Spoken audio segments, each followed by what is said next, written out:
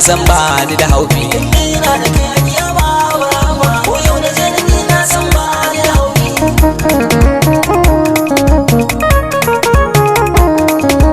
Wanda na dade da kadai ta sha galbi lamil dole miyular shi ne Allah. Ila wuto ta yaya zan yi ma shirka tunda babu komai sai hasken ka Allah.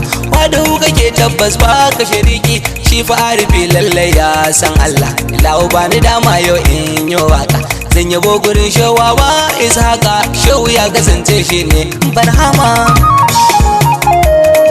Tsira da minti zargi Allahumma da dawa annabi wanda muke wa soyayya sa sahabi rabbu ga sharafa'u jinin batulu su ne tushen tarbiyya sada auliya shakti ta nema mu da kaulahi madafa jirgin soyayya abul fitohi wannan jagora na ne sadul bashashe wannan shi afana ne na rike ka sannu jine gon masu ma.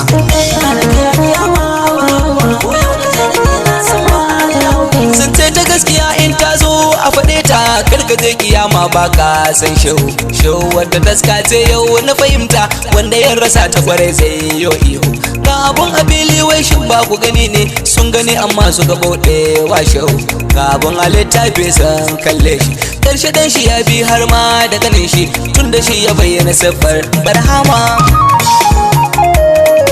Dan wodi ya bayyana siffar barhama ya ce da dan shi ka koma tijaniya saboda a cikin ta akwai gausu zamani karshe kanin shi ma ya shiga tijaniya. Kai me kake jira in dai har ka yarda wato su gaskiya ne to bar jayayya. Dan wodi ya mutu yana san barhama ka dan shi ya mutu a masoyin barhama gaskiya guda ce ita ce barhama.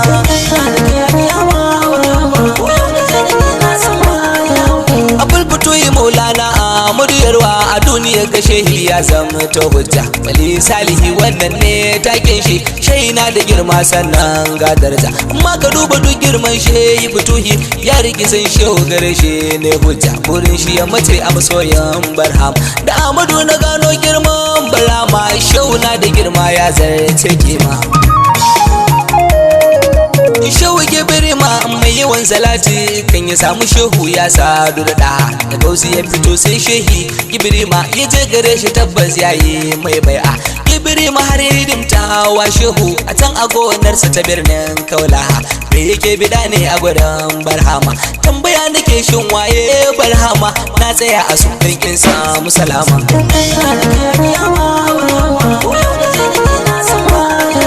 Shehu Yahuza Zariya mai ilimi ne ya karantu sosai lalle bari ne shehu Yahuza ya sadu da gausi anan ya gane ma asalin shi wane ne anan ya samu Allah ya sha ma'arifa dan dafa shari'a ya ta gata ya gane anan ya gane tabbas gausi tsira ne har ya ce girzi ana in mutuwar ne saduwa da kai ne tabban islama.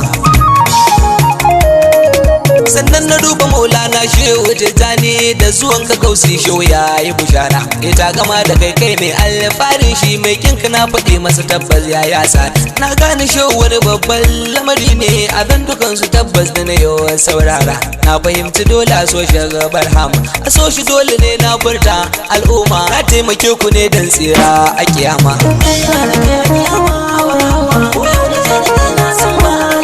An je bala'irar an dawo an ba mu an faɗa mana menene kawakana an ga na kujerar girmansa an ga shehu a wata siffa maulana fargaba da shakku tabbas ya kare ilmul yaqini ne ke aiki a batuna ilahu ka kashe mu da kaunar barhama domin abul fituwa ta dagon masu ma dan zulfi shashe maulana sarkin himma.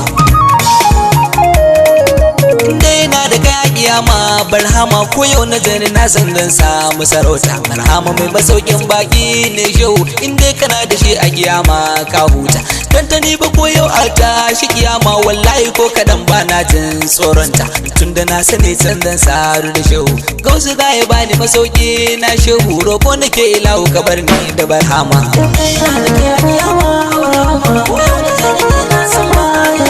Dan baiwan abul baiti ne sunana nan da ya kware a cikin wannan waka. Dan gida na Shehi Abdullah Dawaki Shehu Kadimi ne gaba Ishaka. Da na tuno ka gausi sai in gode Allah tunda Rabbu shine yaban kaunar ka.